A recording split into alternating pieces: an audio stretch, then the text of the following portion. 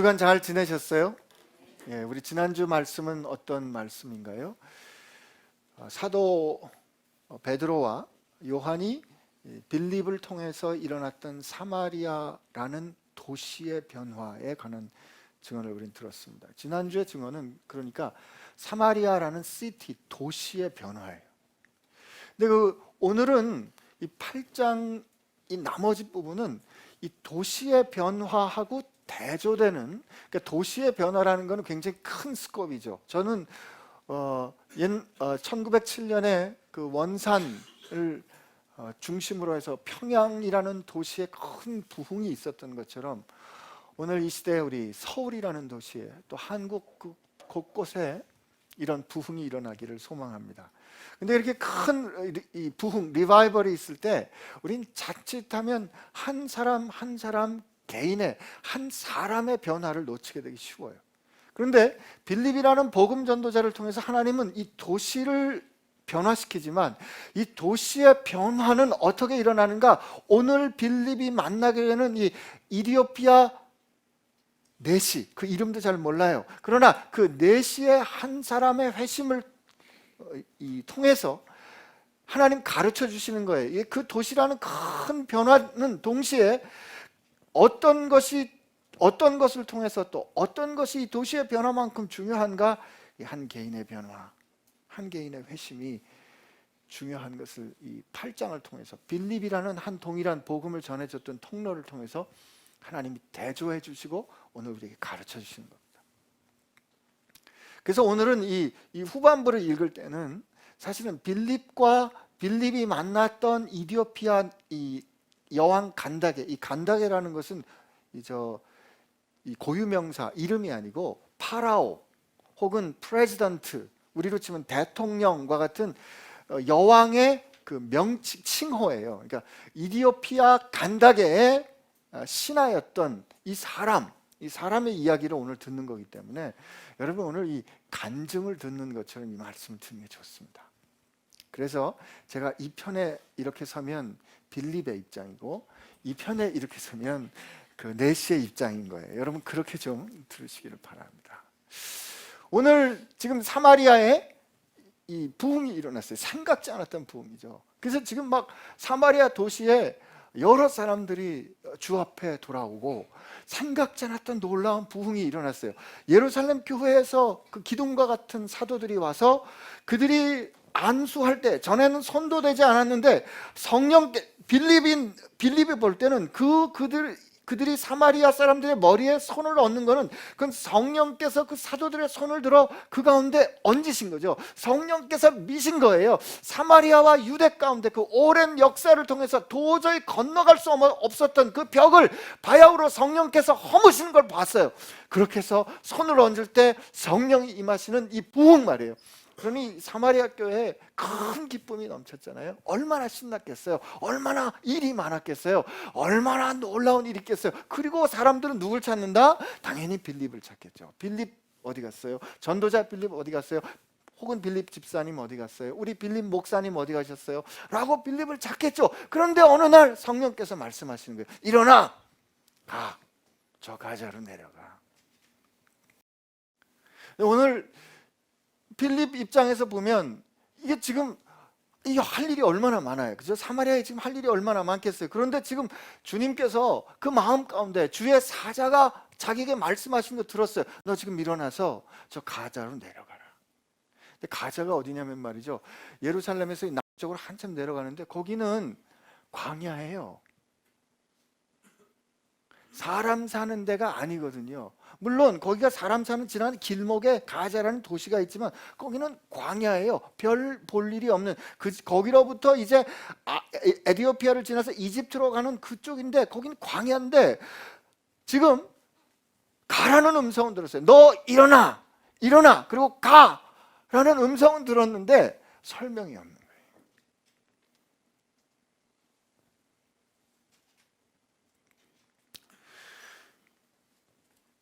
주님이 우리에게 말씀하실 때 설명을 해주시면서 말해요. 야, 너 거기 가면 그냥 누구죠? 바울 회심했을 때 주님께서 아나니아에게 하신 말씀 있잖아요.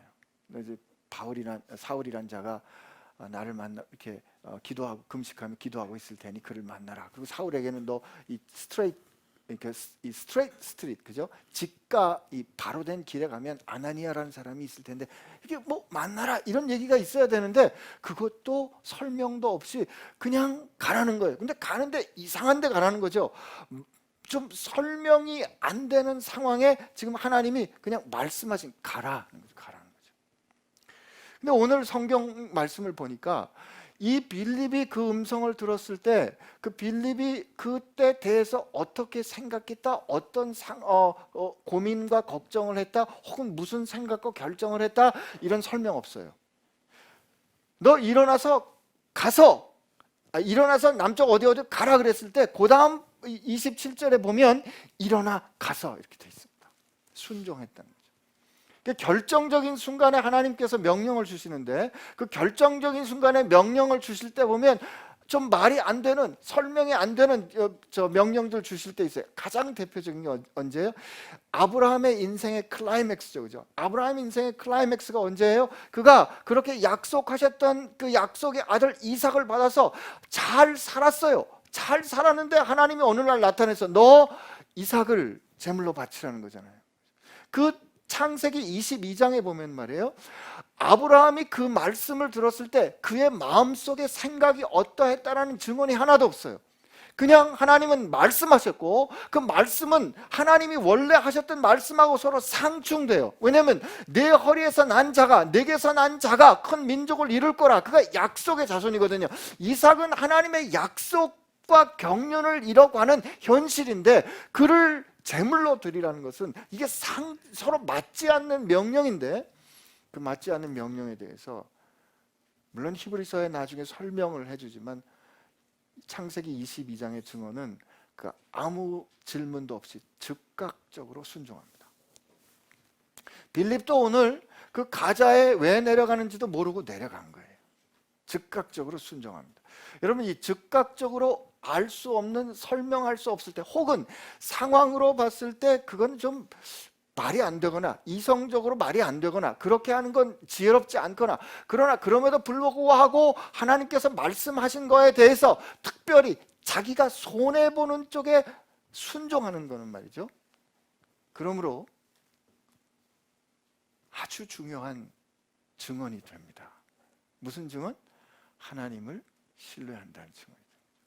빌립은 어쨌든 하나님 왜 이러시나, 누구를 만날 거다 이런 얘기도 없이 그냥 가라 그러니까 광야로 간 거예요.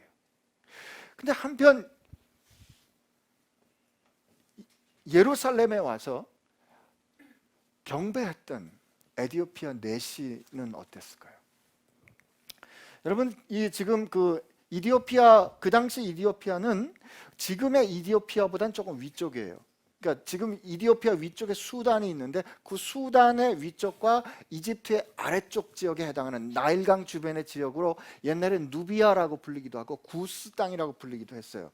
이게 자기들 전통으로 보면 이 사람이 지금 보니까 예루살렘에 예배하러 왔잖아요. 그러니까 유대 하나님, 여호와 하나님을 경배하기 원하는 사람이에요. 그러니까 아마 그리고 이 사람이 지금 보면 이디오피아 간다게 여왕의 모든 국고를, 재물을 책임지는 사람이니까 아마 권세가 있었겠죠. 능력이 있었겠죠.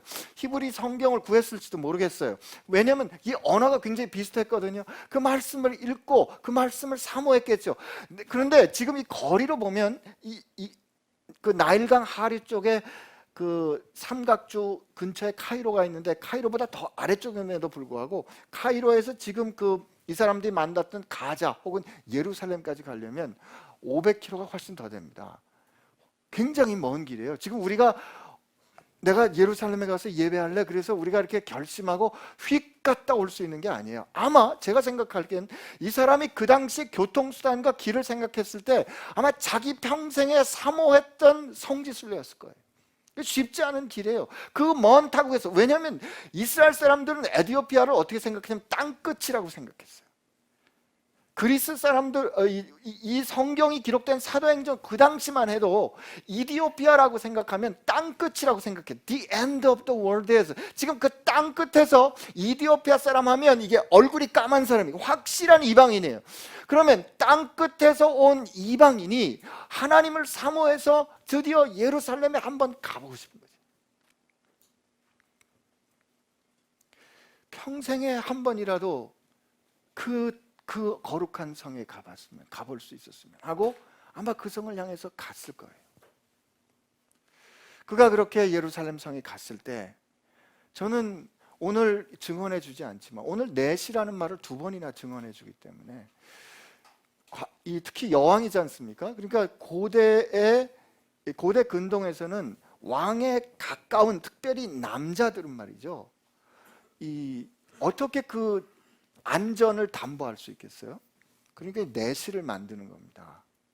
쓸데없는 사고를 일으키지 않도록 내실을 만들어요. 그래서 사실은 이 사람이 진짜 넷이냐 아니냐에 대한 학자들의 의견이 있지만 넷이라고 반복해서 증언해. 왜냐하면 여기서 보면 그 사람은 어떻게 소개하냐면 27절에 보면 에디오피아 여왕 간다게의 모든 국거를 맡은 관리라는 말이 이게 권세 있는 높은 사람이란 그의 직책 타이틀을 말해주는 거기 때문에 넷이라고 말했을 때는 이 사람이 그 건강한 사람이었을 거다라고 주장하는 사람은 그렇게 높은 사람들을 그 사람들이 실제로 넷이가 아니었음에도 불구하고 넷이로 불렀을 거다 이렇게 추측하기도 하지만 그냥 넷이로 보는 게 맞습니다. 좋습니다. 그러면 이 사람이 보세요. 지금 땅 끝에서 그 땅에 간 얼굴 까만 그냥 보기만 해도 확 구별되는 이디오피아 사람, 이방 사람이에요. 그런데 넷이에요. 그러나 그는 어떻게 된지 설명은 안 되지만 이스라엘의 하나님 여호와를 알았어요. 그래서 그가 예루살렘 성에 가서 경배하고 예배하고 싶었지만 그 예루살렘 성에 갔을 때 그는 그 하나님의 가까이 가서 그 성전에 가까이 가서 예배할 수 있었을까요? 아니요. 못했을 겁니다.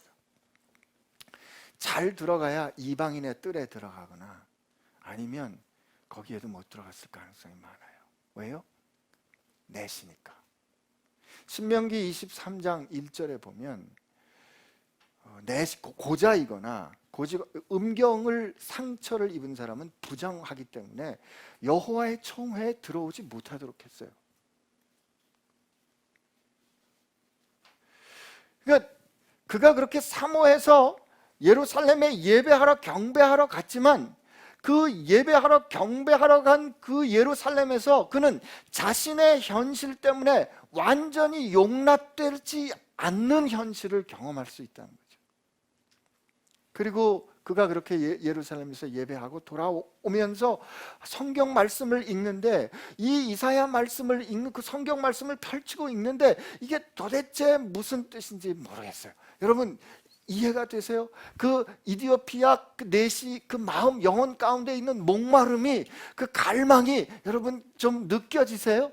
여러분 우리 상황은 이렇지 않아요? 혹시 우리가 하나님 앞에 나가고 싶어요. 우리가 하나님 앞에 용납되고 싶어요. 우리가 하나님 앞에 다 나가서 그냥 그 품에 안기고 싶지만 내 형편과 사정이 그렇게 안 되게 못되게 나를 붙잡는 것 같은 거 어쩔 수 없는 상황이 내가 처해 있을 때 여러분 경험되지 않으세요? 그런데 사실 저는 이 말씀을 보면서 그런 생각을 하게 됐어요. 누가복음 7장에 나온 그 자기 하인을 살렸던 이방인 생각이 나더라고요. 이방인 자기 하인을 사랑해서 자기 하인이 병든 걸 보고 예수님께 사람을 보내서 자기 하인을 고쳐달라고 부탁합니다. 그런데 예수님께 온 그 유대 장로들이 이 사람을 막 칭찬해요. 그 사람 참 좋은 사람이고 회당도 지어줬고 평소에 우리에게 선대를 한 좋은 사람입니다. 그랬더니 예수님이 그래 내가 가서 고쳐주겠다 하고 그의 집에 가고 있는데 그의 집에 가까이 오고 있어요. 그의 집에 가까이 오고 있는데 그는 예수가 자기의 집에 오는 것을 거절합니다. 사람을 보내서 저는 주여 주께서 제게 오는 것을 제가 감당하지 못하겠습니다. 왜 그랬을까요? 자기가 알거든요. 나는 할례받지 않은 부정한 이방인이에요. 근데 그가 이스라엘을 선대해서 이스라엘 사람들이 할례받지 않은 자를 어떻게 여기는 것을 알았어요. 그죠? 오늘 이디오피아 내시는 이디오피아 내시는 이 내시 혹은 고자가 된 자를 향하여 하나님이 모세를 통해서 어떻게 결정한지를 알고 있어요. 내가 내시가 된 상황은 이 말씀에 부딪혀요. 그죠? 우리는 이 말씀에 부딪힐 때 되게 어떻게 배웠냐면 그럼에도 불구하고 하나님 앞에 나가서 주장하세요. 그럼에도 불구하고 하나님 앞에 나가세요. 그게 믿음이 있는 겁니다. 그게 하나님 앞에 나가는 태도가, 그런 태도여야 하나님께서 들어주십니다. 이렇게 배웠거든요. 성경에 보면 많습니다. 그런 태도들이 있어요. 어떤 태도예요? 예를 들면 주님께서 말씀하실 때 그 지붕을 뜯어가지고 중풍병자 내렸던 친구들 여러분 아시죠? 우리는 그거를 향해서 믿음이 좋다, 참 저런 적극적인 믿음이 있어야 된다라고 가르치지만, 여러분 한번 입장을 바꿔놓고 생각해 보세요. 그거 주님께서 지금 이렇게 조용하게 말씀하시는 중에 이 천장 벌컥벌컥 해보세요. 얼마나 다른 사람 생각하지 않는 자기중심적인 태도냐고요. 여러분 또 그런 일 있어요. 12년 동안 혈루증 앓던 여자가 이 12년 동안 혈루증 앓던 여자가 어떻게 자기 그 병 때문에 모든 폐가 망신하는 거 다 알았잖아요. 마을 사람들이 다 알았어요. 그러니 그 여자는 원래 부정하기 때문에 사람들이 그 여자랑 만나면 부정 타는 거 아니까 그 여자가 자기를 숨깁니다. 자기를 숨기고 몰래 예수님 주변에, 그 당시에 예수님께서 그 회당장 야이로의 딸을 고치러 가실 때 주변에 예수님을 얼마나 밀어댔냐면 예수님 옷이 막 다 밟힐 지경이에요. 그런 예수님을 어떻게 들어가서 만져요? 자기를 숨기고 그 많은 사람들 부딪히면서 가서 만졌을 거 아니에요. 그러면 자기도 아는 거지. 이렇게 많이 부딪히면서 가는 거는 그 많은 사람들을 다 어떻게 만드는 거예요? 부정하게 만드는 거죠. 근데 우리는 그냥 이거를, 이 사람이 이렇게 하는 것이 적극적이라고만 가르쳤지, 사실은 이게 얼마나 절박한 일인지, 이렇게밖에 할 수 없는 우리의 현실이 얼마나 절박한 건지 가르치지 않았어요. 그러나 저는 한편 이 이디오피아 내시가 혹시 주님 앞에 나가서 내시기 때문에, 고자기 때문에 그가 여호와의 총회에 들어가지 못했다면 그 들어가지 못하는 그 심정 말이에요. 왜 못 들어가요? 하나님이 그렇게 말씀하셨어요. 내가 그렇게 사랑하는 하나님이 너는 안 되라 그러니까 안 되로 멈추는 거예요. 여러분, 그 이방인이 예수님을 사랑하고 예수님 앞에 나가지만, 그 사랑하는 그 예수님께 청했지만 그 예수님이 지금 오신다는데 예수님 오지 마세요. 예수님 오지 마세요. 나 더러운 사람이에요. 저는 오늘 우리 교회에 이렇게 주님을 혹은 주님의 말씀을 순종해서, 주님, 제 상황과 주님 말씀이 부딪히는데 주님이 옳습니다. 주님이 옳습니다. 저 주님 곁에 가까이 가서 그 하나님의 그 아름다운 영광을 제가 보고 싶지만, 하나님이 정하신 게 여기까지라면 저 그냥 여기서 멈추겠습니다 하는 그런 마음. 이디오피아 내시의 그 심정이 얼마나 복잡했을까. 자주 올 수 있는 거 아니잖아요. 평생에 한 번 있을지도 모르는 그 예루살렘 순례가 갔는데 거기서도 아마 목말랐을 거고, 갔다 돌아오면서도 말씀을 읽는데 목마른 거예요. 그런데 갑자기 소리가 들립니다. 그 읽는 게 무슨 뜻인지 아시오? 당신 그 읽고 있는 게 무슨 뜻인지 아시오? 이렇게 보니까 모르는 사람이 서 있는 거예요. 낯선 사람이 서 있는 거예요.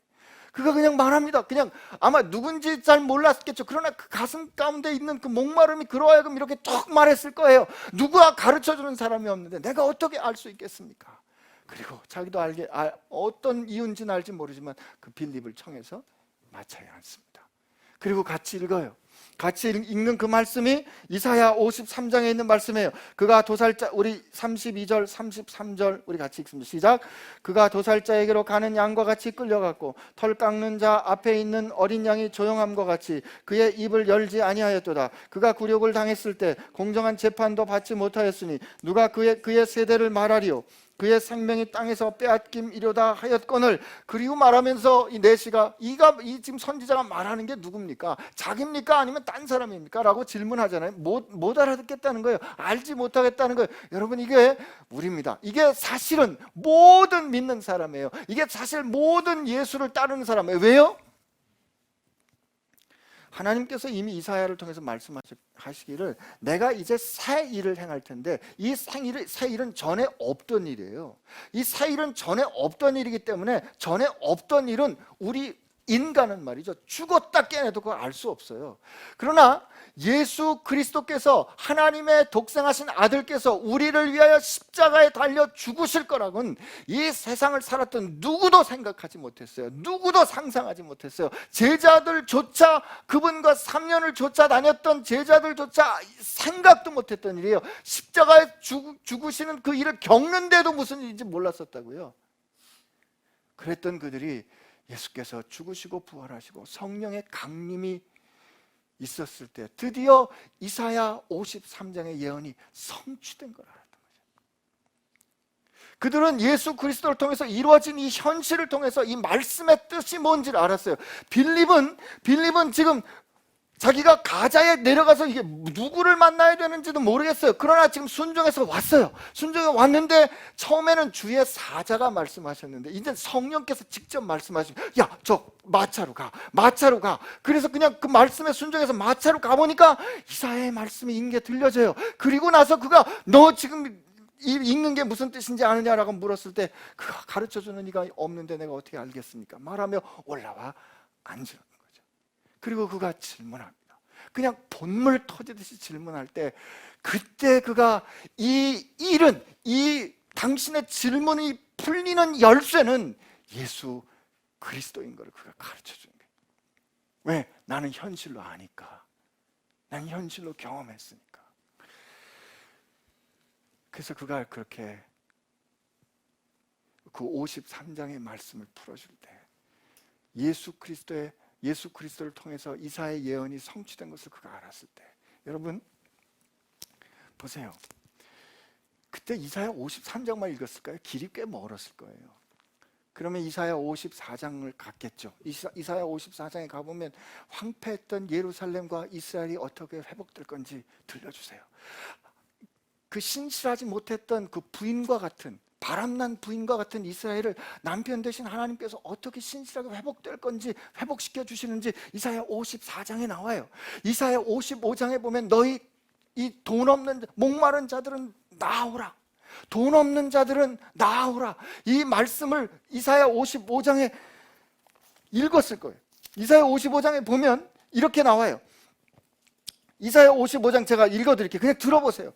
보라, 내가 알지 못하는 나라를 내가 부를 것이며 너를 알지 못하는 나라가 내게로 달려올 것은 여호와 내 하나님 곧 이스라엘 거룩하신 이로 말미암았느니라. 이는 그가 너를 영화롭게 하였느니라. 그리고 뭐라고 말씀하시면, 이는 내 생각이 너희 생각과 다르며 내 길은 너희 길과 다름이니라. 그리고 내 입에서 나가는 말은 헛되지 않고 마침내 성취되느니라. 이게 예수 그리스도를 통해서 어떻게 성취됐는지를 지금 이사야 53장, 54장, 55장을 읽는 거지. 그리고 제 생각에는, 이건 제 추측인데요, 이사야 56장을 읽다가 이디오피아 내시가 드디어 눈물이 터졌을 겁니다. 저는 확신해요. 이 다음에 천국 가서 만나서 물어보고 싶어요. 왜? 이사야 56장 3절에 이렇게 말씀하세요. 누구예요? 땅 끝에 있는 이방인, 고자 아니에요.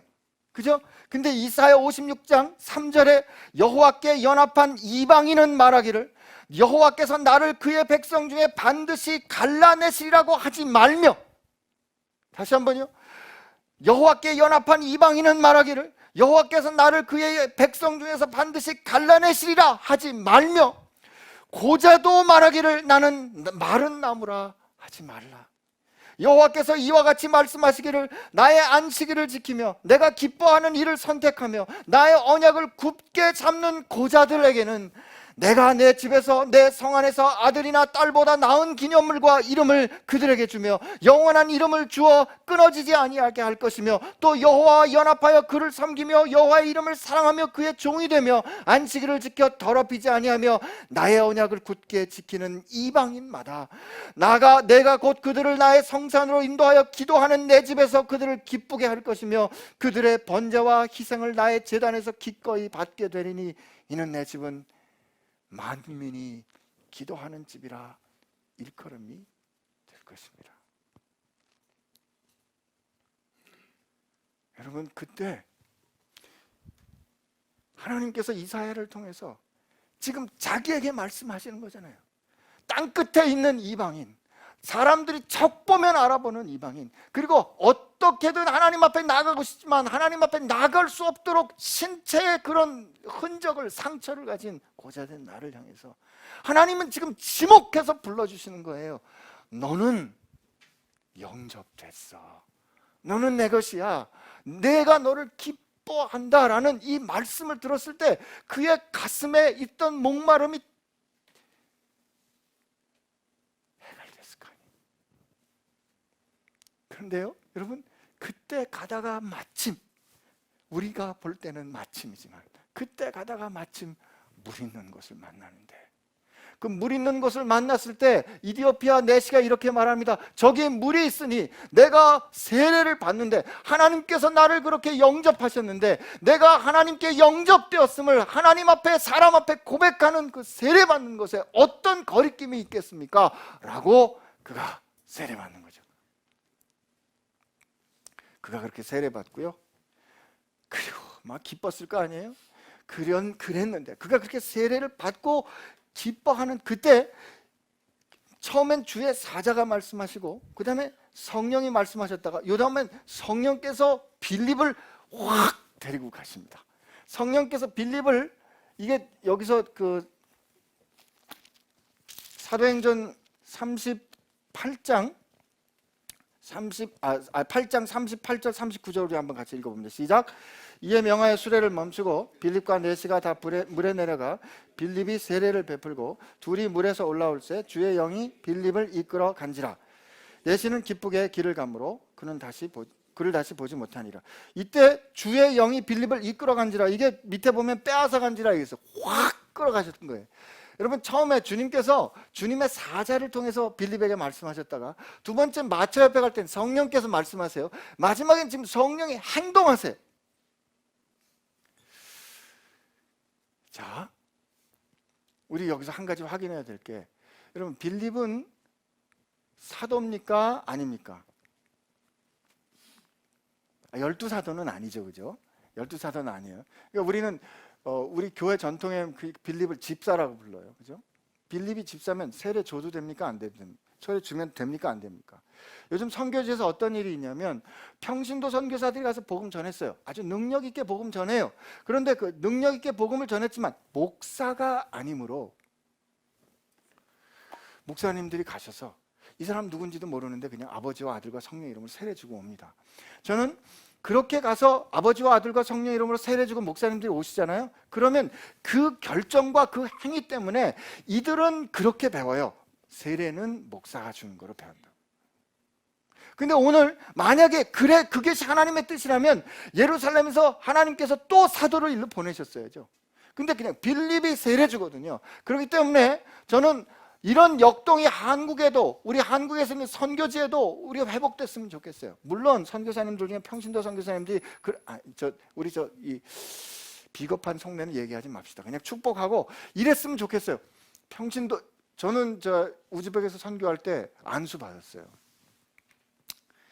여러분들 오늘 좀 긴장하신 것 같아가지고, 제가 이제 신학교 가려고, 평신도 선교사거든요. 근데 여러분, 선교사로 나갈 때 교회가 안수하고 보냅니다. 저 그때 안수 받았어요. 안수 받은 평신도 선교사인데, 제가 신학교를 가려고 이제 LA에 있는 어떤 목사님, 아주 보수적인 목사님 댁에 머물렀는데, 목사님 이제 선교사라고 그러니까 그래 선교사예요. 그래서 이제 근데 안수는 평신도 선교사입니다. 지금 뭐 갸우뚱하세요. 근데 제가 그랬어요. 목사님, 저 안수 집사입니다. 그랬더니 그래? 그 안수는 받았구만. 안수 집사라 그러니까 그거 항전직이라고 아주 존중해 주시더라고요. 근데 제가 선교지 나갈 때 저 평신도였는데 거기서 많이는 아니지만 몇 명한테 제가 세례 베풀었습니다. 근데 한 가지 그런 염려는 있어요. 제가 세례 베푼 건 하나님과 교회와 삼위 하나님 앞에서 부끄러운 게 없지만 내가 세례 준 그 제자가 혹시는 그가 살아가는 공동체 가운데서 너 누구한테 세례 받았어? 그랬을 때 그 공동체에 있는 사람들이 전 안신기 선교사한테 받았는데 그 목사도 아닌데 이런 그 비난을 받을 수 있지 않겠어요? 그러니까 저는 선교지에서 이 평신도들이 제자를 양육해서 세례 줄 때 말이죠, 우리 한국에서 혹은 후원하는 목사님들이 가는 거 좋습니다. 전 아주 그건 연합사역 해야 돼요. 그러나 그때 이 선교사들이 세례 줄 때 목사님들이 증인돼 줬으면 좋겠어요. 빌립이 사마리아에 가서 예수의 이름으로 세례 준 거에 대해서 사도들이 가가지고 다시 세례 베풀지 않았잖아요. 다만 손을 얹고 기도해서 성령께서 인치신 걸 확인했잖아요. 그들이 그리스도인인 거, 정말 빌립을 통해서 참된 그리스도인 된 거 증언해 줬잖아요. 오늘 한국교회에도 그런 역동이 일어났으면 좋겠는 거예요. 그래야 이 사역지에 가 있는 선교사들도 자기가 처음부터 끝까지 하나님께서 이 지경을 맡겨주셨음을 완전히 책임지는 결정을 가져야지, 결정적인 순간에 힘들고 어려우면 난 평신도인데 이렇게 도망가면 안 되는 거죠. 우리 목사님들 가서 증언해 주셨으면 참 좋겠어요. 빌립은 세례 베풀었습니다.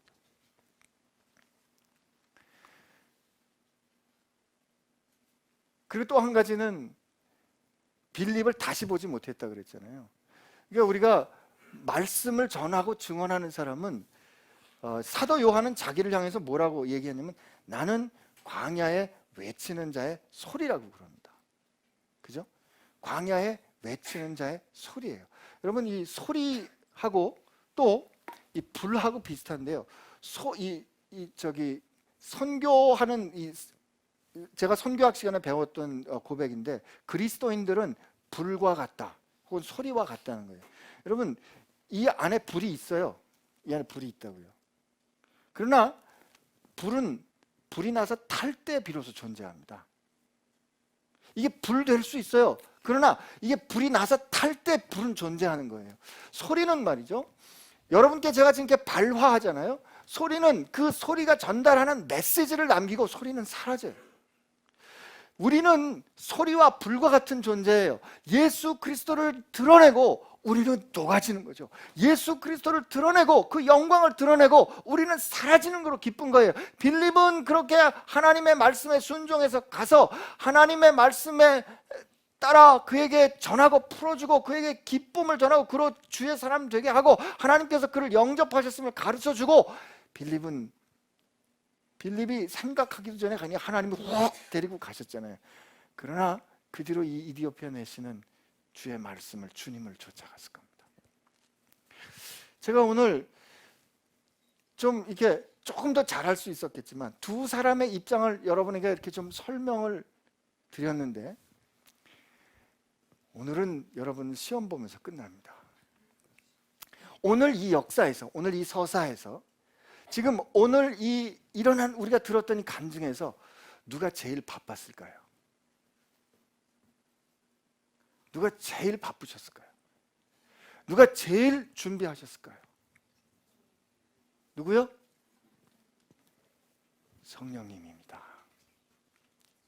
여러분, 제일 바쁘셨던 분이 성령님이에요. 지금 성령님이 당신의 사자를 보내서 빌립을 내려보내요.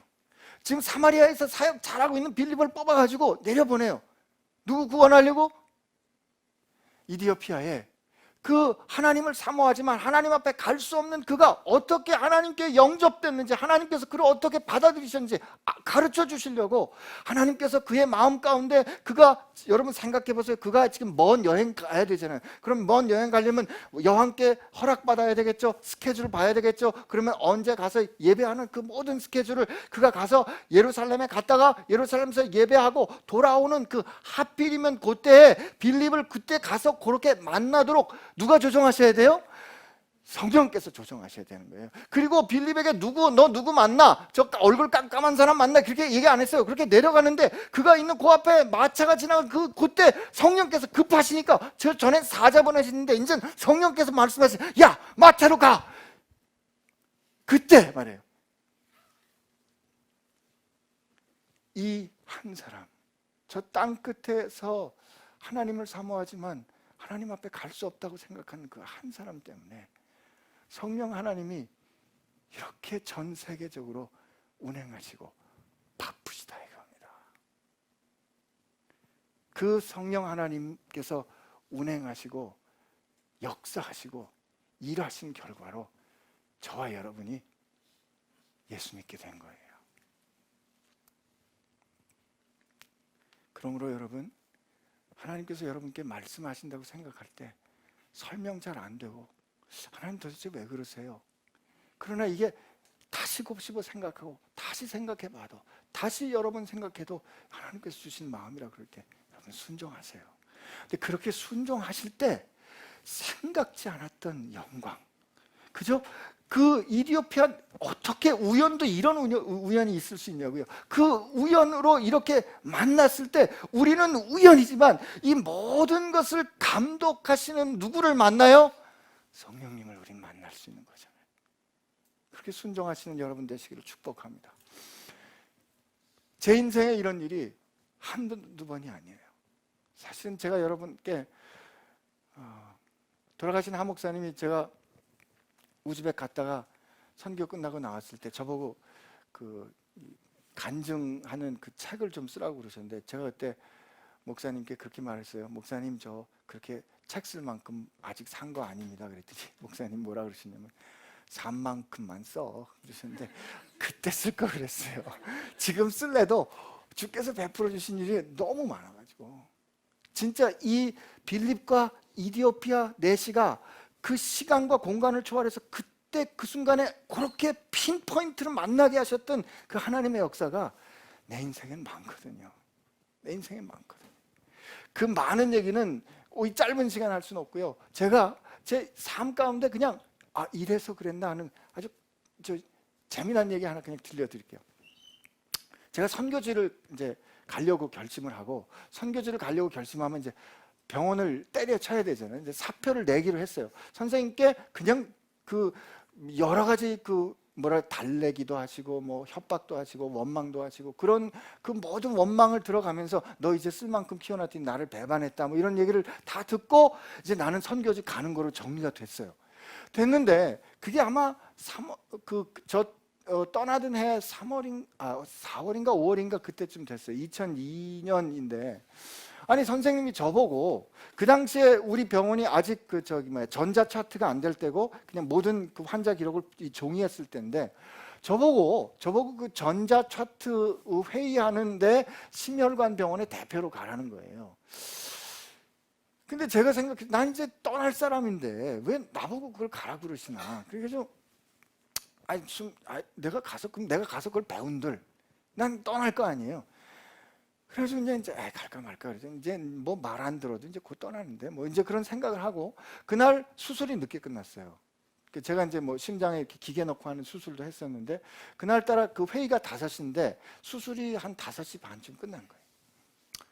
그래서 제 교수실에 와가지고 이제 핑계가 잘 된 거죠. 이제 뭐 늦기도 했으니까 잘 됐다. 그래서 이제 뭐 가지 말아야지. 근데 막 속이 불편한 거예요. 그래도 내가 선생님 제자인데 선생님이 원장님이신데 나보고 갔다 그랬으면 내가 그래도 가야 되는 게 아닌가. 내 판단은 내가 가서 지금 이거 배워봐야 소용이 없는 건데. 그래가지고 제가 5시 45분에 늦게 그 회의를 간 겁니다. 여러분 회의에 늦게 가면 말이죠. 모든 사람이 다 입장에 있잖아요. 그리고 제가 문을 빼꼼히 연다고 연 게 또 정면을 연 거예요. 근데 정면을 열고 들어갔는데 그때 그 회의가 그런 회의인지 몰랐어요.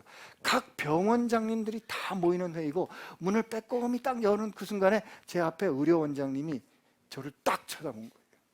뭐 어떻게 해요? 뭐 이제 핑계는 이제 수술이 늦게 끝났습니다. 죄송합니다. 그리고 딱 들어가는데 의료원장님 저를 딱 붙잡으면서 뭐라 그러냐면 닥터한 당신 나 좀 봐. 그리고 저는 제자리에 앉았고 우리 원장님은 떠나시더라고요. 그래가지고 이제 나 좀 보자 그러니까 제일 높은 분이 찾으셨으니까 이제 제가 그 다음 날인가 우리 원장실에 찾아갔어요. 찾아갔더니 원장님 뭐라 그러시냐면, 당신 선교 간다는 얘기 들었는데 당신 휴직하고 교수 신분으로 선교지 가시게. 거기 위험하다고 들었는데 교수라는 직분을 가지고 가면 훨씬 안전하지 않겠는가. 휴직하시고 거기 가시게. 그때 제가 그랬어요. 선생님, 제가 휴직하면 우리 저 심장내과에 TO를 하나 제가 잡아먹는 건데 저 그런 부담 주고 싶지 않습니다. 그거는 당신 문제가 아니야. 내가 알아서 할 테니까 당신 그렇게 하고 가. 제가 어떻게 떠나야 하는 그 모든 문제가 해결이 되는 그 결정이 그때 우리 원장님 통해서 됐는데, 물론 그 뒤에도 하나님께서 다른 만남을 통해서 허락을 해주셨겠지만, 그때 쟨 돌이켜 생각해 보니까 하나님이 왜 그때 나보고 선생님이 그 많은 사람 중에 그 회의에 들어가라 그랬을까? 그리고 나는 왜 그때 늦게 갔을까? 그리고 늦게 갔는데 그 선생님은 왜 절 보고 그 얘기 한마디 하고 가셨을까? 이건 아주 작은 일이고요. 이거보다 훨씬 더 기가 막히고 나라를 뒤집어 놓는 일들이 제 인생에 많이 있어요. 근데 그런 일을 겪으면 사람들은 얘기해, 그 우연이지. 그러나 여러분, 그 우연도 한 번이면 우연이지만 두 번, 세 번 일어나면 이거는 우연일 수가 없는 거예요. 이런 일을 통해서 하나님 가르쳐 주시는 거예요. 신기야, 너 인생은 내가 알고 있어. 그리고 내가 지휘자야. 내가 감독하고 있어. 그러므로 내가 어떤 생각하고 있는지 다 가르쳐 줘봐야 네가 어떻게 다 알겠어. 다 헤아려 알겠어. 그러니까 오늘 내가 너에게 한 말 그거 순종해. 그러면 거기서 네가 영광을 보게 될 거야. 오늘 빌립 집사에게 하셨던 말씀처럼 하나님은 여러분과 제게 설명 안 되게 말도 안 되는 광야로 갑자기 가라는 말씀 하실 수도 있어요. 그러나 그때 하나님 때문에 내가 그렇게 순종할 수 있다는 말이죠.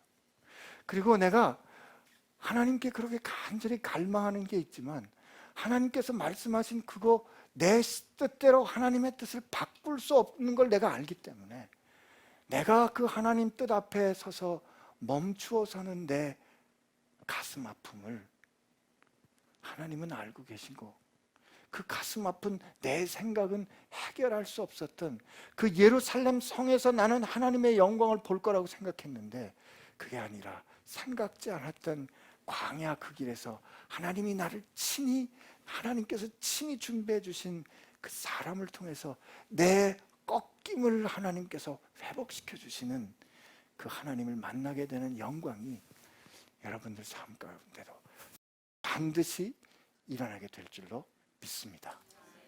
우리 한번 하나님 앞에 같이 기도하겠습니다.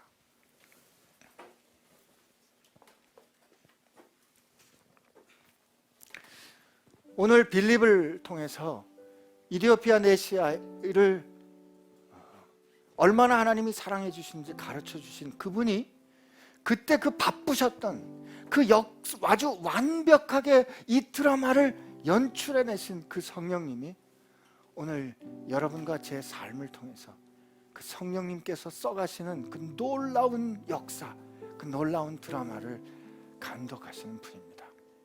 그렇다면 그 하나님께서 감독하시는 그 놀라운 영광의 드라마에 여러분과 제가 중요한 주인공으로 부르심 받았다면 말이죠. 그 주인공들이, 그 부르심 받은 우리들이 해야 될 일은 믿고 순종하는 겁니다.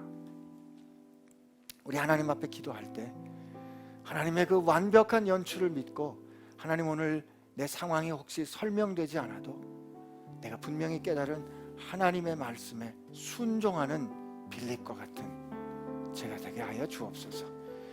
이렇게 하나님 앞에 결심하고 같이 기도하겠습니다. 같이 기도합시다. 하나님 아버지 감사합니다. 오늘 빌립을 통해서 한 사람을 구원해 주시는 그 하나님, 그 놀라운 하나님의 역사를 깨닫게 해주심에 감사합니다. 그 하나님의 기뻐하시는 역사가 오늘 우리 한 사람 한 사람에게 미치고 있음을 알아서 그 하나님 그 이디오피아 그 네시의 마음을 아시고 그를 시원하게 해주셨던, 그를 하나님 그렇게 놀랍게 영접해 주셨던 하나님의 그 영접해 주신 것, 하나님, 그것이 오늘 인생, 목마른 인생을 경험하는 우리를 향하신 성령의 역사인 줄로 믿고, 하나님 감사합니다.